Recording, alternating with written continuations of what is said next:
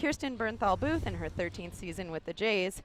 Kirsten, so we saw a little bit of the Jekyll and Hyde performance like we saw again on Friday night, Those are the where exact words I used. in the first set, certainly a little bit more competitive set than we saw on Friday night. A little bit back and forth. The Jays would go on a run. Villanova would answer with a run. Jays able to come out victorious, but then came out a little bit flat in set 2. Just talking about tonight's match, what did you tell the student athletes in the locker room to be able to come out with, just a little bit more energy in set 3? Well, first of all, I think the thing that we know is Villanova is a very good team, and we know that. And so one of the things going into today was explaining to the team this is not Villanova of old. Their RPI is a top 50 RPI, so this is a huge win from a resume standpoint for us. So that was the big thing for our team to understand. Ranking-wise, they are right where K-State is. So for us to understand that we were coming into a battle today was one of the key things. Secondly, I thought game 1, I thought we kind of had control and then gave some up and made it competitive at the end. And then, game 2, I thought we got really ugly again. We made lots of unforced errors from passing to hitting. And I thought Villanova put pressure on us. They were digging balls all over the place, and they got their offense going, and that's what good teams are going to do. They're going to put on the gas, especially when they see a team struggling. So, it wasn't anything genius in the locker room. It was just explaining what we did poorly.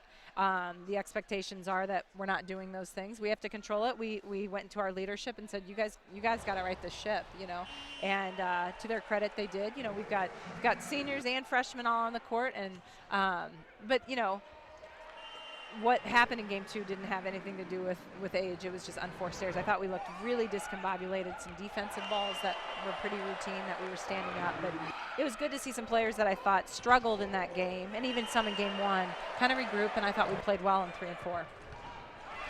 Well, certainly as we look at some of the statistics reflecting that, after set 2, the Jays were held to like a 160 hitting percentage, and Villanova came into this match leading the Big East in opponent hitting percentage, and they were holding their opponents to an average of 159. So after those first 2 sets, the Jays were right there, almost where Villanova wanted you.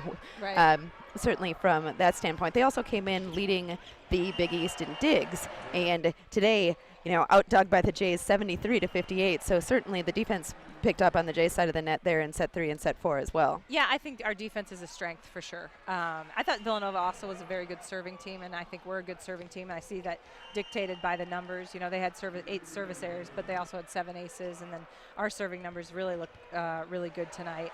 But digs sometimes is just not always, but that's effort. How much are you going to fly after the ball? And I actually hadn't looked at that discrepancy. That's a pretty big discrepancy. So that's good to see.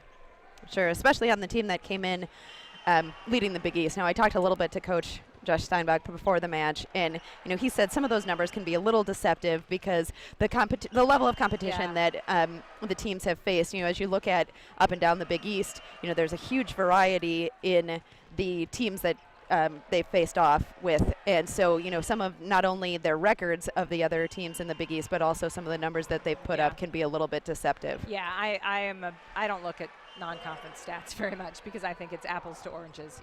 Now once we get in the conference, those things carry a lot of weight because we're all playing the same other 17 teams. So but yeah, I would agree with Josh wholeheartedly. Those stats are a little bit misleading, I would say. Sure. So now looking to the next few matches, certainly, so you're at St. John's and at Providence, and then followed by a very quick turnaround with hosting Georgetown at home. How do you keep the kids focused on the task at hand with, first of all, so many conference matches in a short period of time with travel, and also playing, certainly in Providence, a little bit of one of the weaker teams? How do you keep them on focus? Well, we'll just focus one game at a time. Right now it is all about St. John's, and St. John's is really playing well. We haven't been on the road for a while. St. John's, I think, is a better team at home than sometimes actually, I take that back. They are a team that usually plays pretty well here too. But my point is, last time we played them at St. John's, we went 5 and barely came out with a victory. So really our sole focus at this point will be on St. John's, and then after that match we'll focus on Providence, and after that we'll focus on Georgetown. But the thing the players I think get is each match counts the same. So regardless of who we're playing, if we don't show up and play well against Providence, they are definitely good enough to knock us off. So, we have to be ready for every single match to come out and play our game. And that's an area we've got to get better because we're doing some great things. We saw this tonight, but we also saw some inconsistency. So we've got to shore up that inconsistency. Talk a little bit about the lineup. So we saw Kelsey O'Connell have a little bit of a breakout match. Certainly 5 kills was it bests her career total. Also, she also had 2 digs and a couple blocks as well. How is she becoming accustomed to playing the right side, or how, talk a little bit about some of the challenges that you've had with figuring out where best to put some of the players with the injuries that you've had and some of the challenges. Well, a lot of times we're making last-minute decisions. I think all the players prepare for their opportunity, and injuries allow those opportunities to happen sometimes. So really happy for how Kelsey did. She hadn't played for a long time. I know she got in a little bit on Friday, but for her to start and play consistently the whole match, and I thought she had great composure, brought great energy.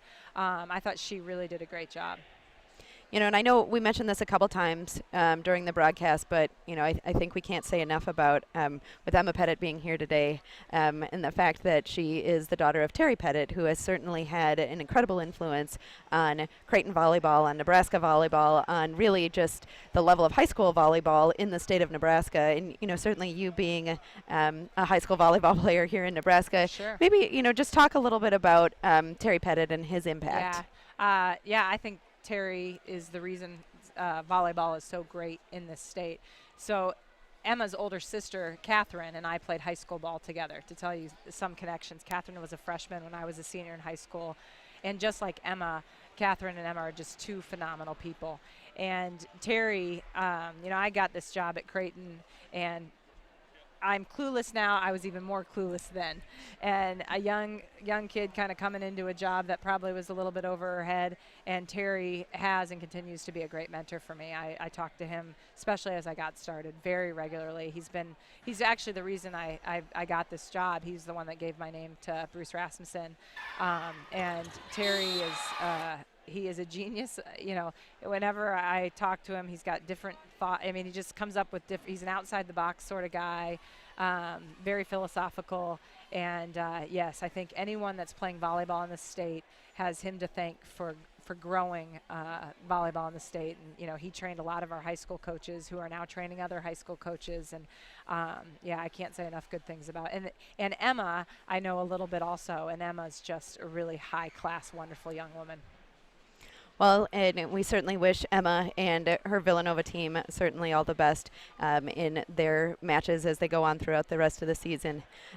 Maybe not quite as much when they face Creighton again, but for everyone else. They're going to make some noise in the Big East this year. That is a good team we just played today. So it'll be fun to kind of watch them continue through. And they've indicated that their goal this season is really to come back here to Creighton to be able to play in the championship. As our listeners may not realize it's only the top 4 teams that get the opportunity to be able to play in the Big East Volleyball Championship, and for Villanova to be able to be one of those top 4 teams, and for Emma to come back to Nebraska, where certainly her family has some significant roots, would certainly be a great accomplishment for them and for her in her senior season. Absolutely. Well, that's all that I have for Coach Booth today. So we thank you so much for joining us in the broadcast booth, and we congratulate you on your victory here today, 3-1 over the Villanova Wildcats, and we wish you the best of luck as you go on the road next weekend. Thank you so much, guys. Thank you. So we want to just take a moment here to wrap up. Again, the Jays were victorious this afternoon by a score of 3-1. They now move to 2-0 in conference and will be on the road next weekend, and will face St. John's and Providence. And then our next broadcast will be here on Tuesday night. The Jays will host the Georgetown Hoyas. But we do want to take a moment to thank the following for their support of Blue Jay Volleyball: Creighton University, Complete Nutrition, Creighton Federal Credit Union, Fernando's, Lamar, Subway,